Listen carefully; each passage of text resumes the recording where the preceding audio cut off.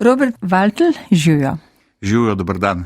Prihajate naravnost iz vaše rezidence, to pomeni mini teater, ki je gledališče in vaša rezidenca. Ja, prihajam ravno s kave z gospod Neco Falk. To pomeni?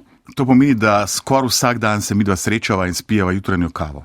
Povabila sem vas tokrat zato, ker bi vam rada najprej čestitala za vse, kar ustvarjate, predvsem pa gre seveda tudi za odlikovanje, za izjemne zasluge, za hrvaško kulturo, kot piše krepitev slovensko-hrvaških odnosov, red hrvaškega pleterja. Kakšno priznanje je to? Red hrvaškega pleterja je eden v nizu teh odlikovanj, ki jih podeljuje hrvaški predsednik. Pleter izhaja iz tega starega pleterja, kako so oni klesali ta znameniti pleter v kamne, ta dizajn pleter, tudi zelo lepo zgleda. Vi imate tudi odlikovanje viteza reda umetnosti in leposlovja Francoske republike, ne? Ja, v bistvu res v zadnjih par letih sem bil počaščen, da sem dobil tako odlikovanje francoskega predsednika, slovenskega predsednika in hrvaškega predsednika.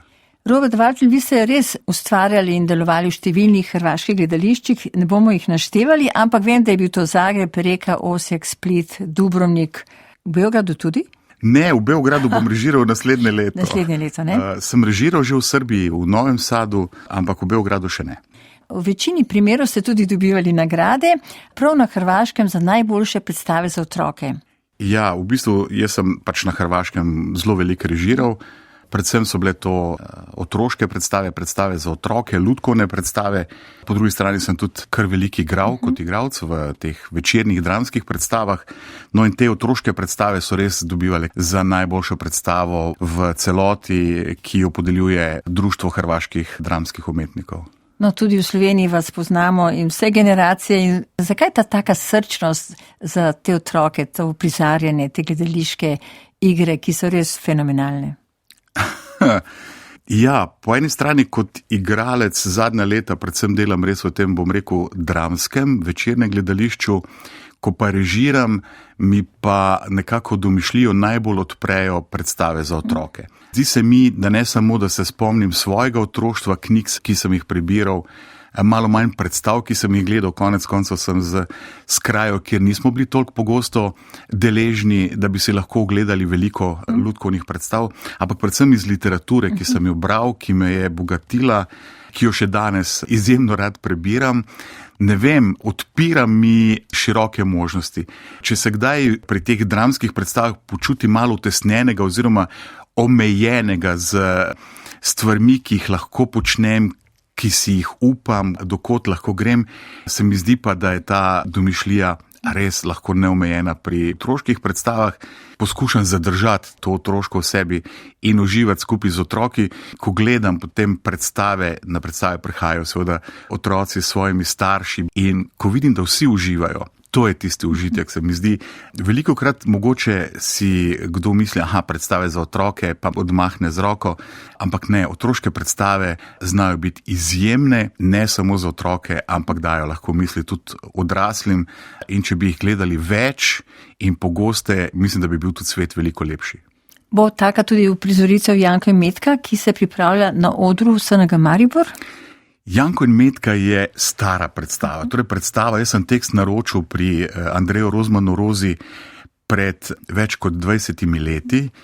In takrat, in jo tudi že uprizarjali. Takrat smo prvič uprizorili z znamenitima Olgo Kacjan, Jurijem Součkom, igrala sta Peter Trnovšek, Barbara Kukovec, ena lepših predstav, ki smo jih uprizarjali takrat še na Ljubljanskem gradu v mini teatru. 100-krat, počasi seveda ta predstava šla v skladišče in pred 10 leti smo jo ponovno uprizorili z igralci iz Maribora v Mariboru. Odigrali so, mislim, da nekaj manj kot 200 predstav, potem je šla predstava spet v skladišče. No in tako da letos v bistvu ponavljamo oziroma obnavljamo predstavo z novimi igralci. Spet Petja, ne? Petja Labovič, mislim, novi Petja in pa naša Gaja Filačni. Tako dva igralca, s katerimi sem že sodeloval, s Petjo bolj kot soigralcem. Gaja ogromno igra v mini teatru. Tudi če gre za neko obnovo, seveda vsak igralec prinese svoje, naredi svojo vlogo, svoj karakter. Sem prepričan, da bo navduševala ta predstava tudi zdajšnje otroke in še seveda naslednje generacije. Kaj danes predstavlja v bistvu mini teater? bolj širšem evropskem prostoru? Ne vem, če je Kakšen tip gledališča? Ja, jaz bi si upal trditi, da smo se v teh 25 letih spremenili, rasli, še zmeraj rastemo. Če smo takrat med prvimi uvedli v Sloveniji nek pojem postdramskega gledališča po Lehmannu in začeli z tem drugačnim načinom, predvsem režijskim pristopom k predstavam, pa se zdaj, bom rekel, v zadnjih letih vračamo nazaj k drami, k literaturi, k klasiki. Z Ivico Buljanom, skupaj z mano vodi mini teater. Od leta 1999. Tako. Se nekako šaliva, da smo postali dramski teater. V letu, ko slavimo to 25-letnico, smo se odločili, da oder prepustimo mladim. In to dobesedno. Nekako ideja je bila, da bi povabila k sodelovanju 2 mlada umetnika, 2 mladi umetnici, kakorkoli že, ki bi naredili svoj projekt v mini teatru. Na natečaj je prišlo 6 izjemno dodelanih, zanimivih, intrigantnih prijav. Začeli smo z Borom Ravbarjem, ki je naredil, predstava je bila že spomladi, po Bertolučevem filmu Sanjači, Nina Kucler-Stikovič, mlada dramatičarka, in Jure Sredinšek sta naredila Morsko deklico, prejšnji vikend premiera ekipe Žige Hrena, Balada o trobenti in oblaku. No in zdaj sledita še 2 projekta, Inandi s vami, ki ga poznamo predvsem po njegovem gibalnem gledališču Novega cirkusa, in pa Jernej Potočan, svojo predstavo, po novem letu pa premiera še Jana Krmelja. Bo torej letos v mini teatru delalo skoraj 100 mladih umetnikov, mlajših od 30 let, ki nimajo drugega odra. Tako da Jan Krmelj ga ima. Ampak večina teh gre za prve projekte. Lepšega slavja si pač ne bi mogli privoščiti. Sveda je bila letošnjem letu tudi ena predstava Ivice Buljana, Onilovo dolgo potovanje v noč, igralci iz Srbije, iz Hrvaške in Slovenije. In pa tudi sam pripravljam, letos namreč praznujem oziroma obeležujem 35 let svojega gledališkega ustvarjanja. No, to sem hotela povedati za konec, samo monodramo, ne? Tako. Da ne bi samo naštevali, ne? Ja. Mene bolj to zanima, ne? Vi ste ustanovili tudi festival Hiša strpnosti, ne? Ima posebne vsebine in vemo, da govori o sodobnih družbenih in filozofskih vprašanjih in seveda o vsem, kar je predstavljal nekoč holokaust. Vi ste tudi neke vrste ta kulturni center Hrvaške, ne? Ker tam se veliko stvari odvija iz Hrvaške, ne? Se izmenjujejo predstave, pa tudi sodelovanja, ne? In srečevanja. Ja, prej ste omenili recimo tudi francosko odlikovanje in hrvaško, seveda to ni prišlo kar tako. V mini teatru samem je sodelovalo, še zmeraj sodeluje ogromno hrvaških umetnikov. Sam naš salon mini teatra je posvečen Ani Karič, igralki, ki je igrala kar v nekaj projektih v mini teatru. Sama dvorana mini teatra je pa recimo dvorana Bernard-Marie Coltès, francoskega dramatika, katerega skoraj vsa dela smo v mini teatru tudi uprizorili. Spostavili smo res fantastično prijateljstvo z bratom pokojnega Bernarja, z Françoisem Coltèsom, ki nama je pošiljal še tiskane, fotokopirane tekste Marie Coltèsa še prej, da so bili sploh objavljeni posthumno. Cel mini teater ima ogromno število likovnih del hrvaških umetnikov. Zakaj? Zato, ker velikokrat so sodelovali kot scenografi. In dejansko je nek, bom rekel, neformalen hrvaški center. To se mi zdi bogati tudi slovenski prostor. Smo prvi sosedje, odkar smo samostojni, tudi zelo malo vemo o tem, kaj se na Hrvaškem dogaja. Tako da se mi zdi, da ta platforma, ki jo mini teater ponuja s tem, da gostujejo hrvaška gledališča, vseeno omogoča večjemu številu gledalcev, ki jih zanima, kaj se dogaja v hrvaškem teatru, da si te predstave lahko tudi ogledajo v Ljubljani. V večini primerov je Ivica Buljan tisti, ki režira, ne? Ampak on je tudi na Hrvaškem direktor, ne? Teatra. Ivica zdaj pa že, mislim, da bo že leto pa pol, ni več direktor HNK Zagreb, je svobodnjak, ja, seveda režira pa ogromno, od Osla do Sofije. In do New Yorka. Ja. No, kdaj ste bili nazadnje v New Yorku? Nazadnje lansko leto s predstavo Turingov stroj, kjer smo kar 3 tedne gostovali v gledališču La Mama. Sicer pa z La Mamo sodelujemo tudi sicer. Letos sva imela z Ivico poletje, oni imajo namreč rezidenco v Umbriji in je bil Ivica povabljen kot gostujoči profesor, kjer je imel predavanja za ameriške režiserje, večinoma ameriške, bili so tudi iz drugih koncev sveta. Zdaj, mini teater, če vzamemo uprizorite, naprimer, Kdo se boji Virginia Woolf, ne? To je bila uspešnica par excellence, ne? Res, tudi v Splitu je gostovala letos na poletnem festivalu, pa še kje. To je koprodukcija s Ptujskim teatrom, ne? Vedno ste v neki koprodukciji, to je nujno, ne? Ja, to je nujnost, kadar hočeš predvsem narediti predstavo boljšo, kjer si lahko privoščiš mogoče kanček več scenografije, kostumografije, mogoče malo boljše honorarje za izvajalce. In Ptujsko gledališče, bom rekel, je mogoče naš najboljši koproducent. Peter Srbčič, direktor teatra, ima en krasen nos, da zmeri najde predstave, namreč nima lastnega ansambla in je zato primoran delati predstave seveda z igralci v drugje. Da bo s tem, ko si v koprodukciji gostoval še na več drugih festivalih, gostovanjih, tako da ja, Ptuj je res fantastičen koproducent. In morda zaupam, da že v naslednjem letu pripravljamo pa eno res zelo veliko koprodukcijo, tudi z gledališči iz Hrvaške, Splitskim letom in HNK Split. Katerega avtorja? Delamo Ženejev tekst, ki je bil šele lansko leto odkrit, Heliogabal, dramo o najmlajšem rimskem cesarju Heliogabalu. Ta tekst se je nekako zgubil in se je našel v zapuščenega profesorja v Harvardu.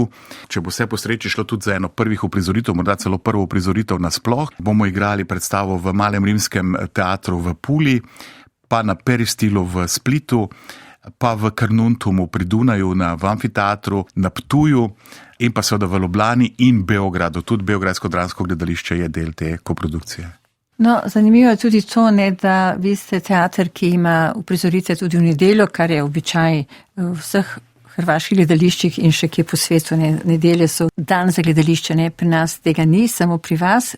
Včasih vidim popoldanske predstave v Kopru in seveda naše gledališče v Trstu. Ne. To je ena posebnost in druga je pa tudi ta, ne, da imate vi nek rezidenčni prostor. Ne. Ja, ne samo, da imamo te prostore, do zdaj smo imeli 3 apartmaje, ampak računam, da do novega leta bomo odprli še 5 novih apartmajev, 5 novih rezidenc. Se širite? Se širimo, ja. Pred, mislim, da 15 leti smo odkupili še hišo do mini teatra, v kateri smo uredili Judovski kulturni center, sinagogo in pa tudi prostore za mini teater dodatne in pa teh 5 rezidenc. Že zdaj smo imeli ogromno povpraševanje, ne samo umetniki, ki delajo v mini teatru, ampak tudi umetniki, ki delajo v drugih gledališčih. Torej neke vrste akademija? Gre bolj za umetnike, ki ustvarjajo v Ljubljani in imajo tukaj bivanje. Seveda se pogovarjamo tudi o možnosti, o neki akademiji, alternativni akademiji, nekem postštudiju, ampak zaenkrat sva oba z Ivico še preveč vpeta v to aktivno delo po različnih gledališčih.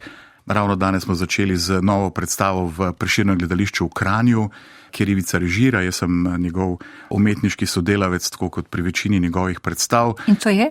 Gre za en čist nov švedski tekst, ki mislim, da bo spet razburkal strasti. Mislim, da je odličen tekst, ki govori, ne bom govoril naprej. In kot sem rekla, bomo zaključili z vašo monodramo in me zanima, kdaj bo to na odru.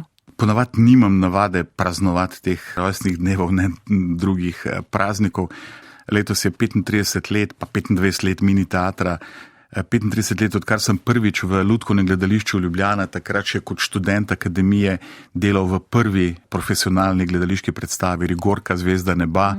Režiral je Aleksej Leljavski, beloruski režiser. Ne, zanimivo je bilo kot igralec. Rabili so mladega igralca in so prišli na akademijo in je bila neke sorte audicija in so jo potem povabili k sodelovanju, tako da sem bil kot mlad Rigorka, ta vitez. In verjetno to je tudi potem kasneje vplivalo na to, da sem se začel ukvarjati z lutkami. Takrat sem namreč spoznal predvsem delo Milana Klemenčiča, njegovega Fausta, ki me je popolnoma začaral. In se kasneje tudi odločil, da sem delal v Lutkovnem gledališču celih 10 let.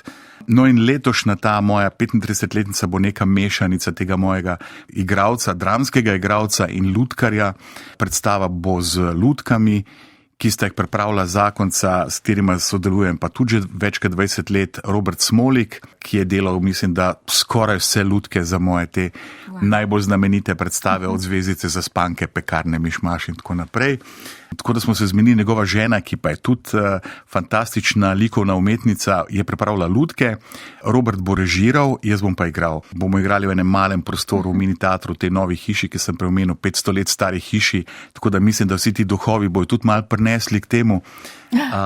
Gre za predstavo za 30 ljudi, Izak Babel, zgodbe iz Odese. Verjetno je kar veliko ljudi, ki pozna to knjigo. Beletrina jo je pred kratkim izdala v novi knjigi, v novem prevodu. Vidim, da je že razprodana knjiga, mogoče bo to tudi ta predstava zdaj povod, da bojo ponatisnili knjigo. Vem pa, da imajo sicer tudi, mislim, da zvočni knjigi to že posneto.